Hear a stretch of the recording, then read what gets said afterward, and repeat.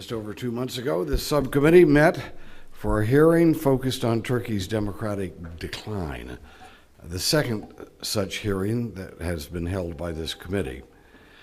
8 days later, an attempt was made to overthrow the AKP government, and during the chaos and conflict on the night of July 15th, over 240 Turkish civilians were killed, and the Turkish parliament bombed from the air.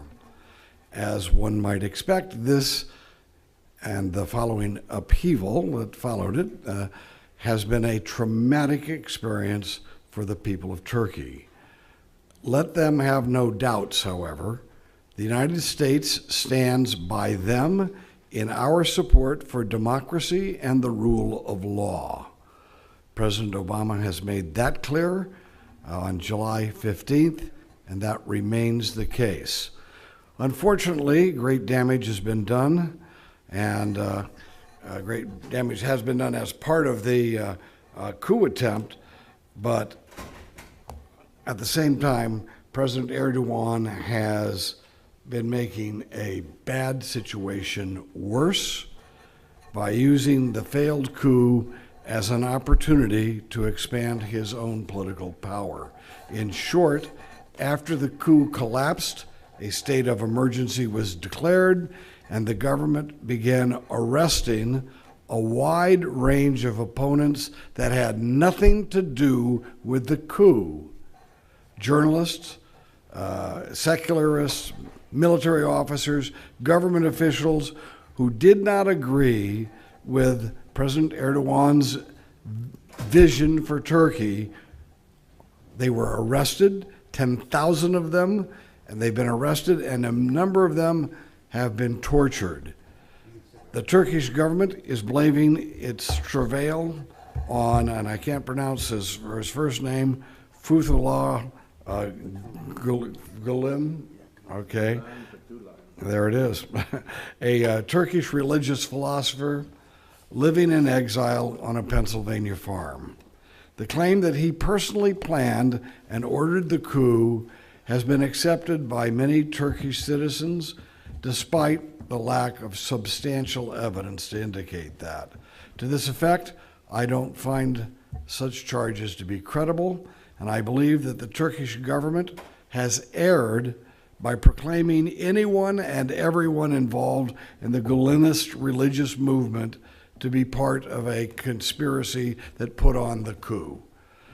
Again, over perhaps 100,000 civil servants, military officers, teachers, policemen, prosecutors, even judges have been removed from their job, and many of them have been arrested. They have been replaced by Erdoğan's cronies, by political opportunists, and yes, by even Muslim Brotherhood radicals and other Islamic fascists. As one example of how far these ridiculous purges have gone, the Turkish soccer authorities announced they have fired 94 officials, including a number of soccer referees, for their ties to the coup. Over 20,000 people, whatever that exact number is, it's in the tens of thousands, have been arrested. And the government of Turkey has used this coup to settle old scores and to clean out of their house those it does not seem or deem sufficiently loyal to Erdoğan's vision for Turkey. Incredibly, it was reported last month that Turkey would release 38,000 criminals from prison to make room for those taken into custody in these purges, letting murderers, rapists, thieves go in order to make room for political opponents. I don't think it doesn't get much worse than that. As we have in our conversations about recent events in Turkey, I want to underline my desire to see Turkey become an economically strong partner of the United States that is at peace both at home and with its neighbors.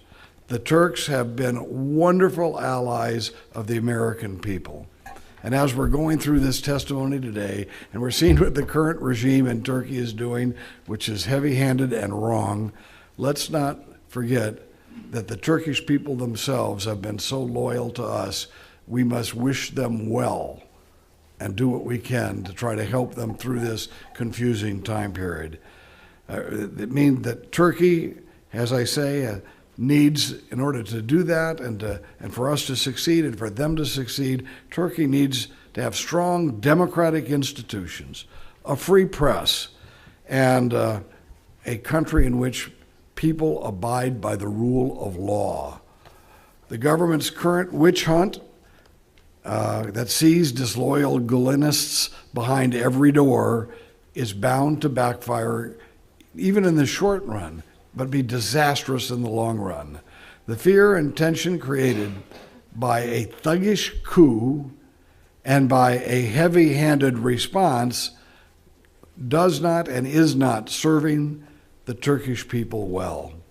I want to thank our witnesses for appearing here today, and without objection, their written statements will be made part of the record, and all members will have at least 5 legislative days to submit additional written questions or extraneous materials for the record. Now turn to our ranking member, Mr. Meeks, for his opening statement.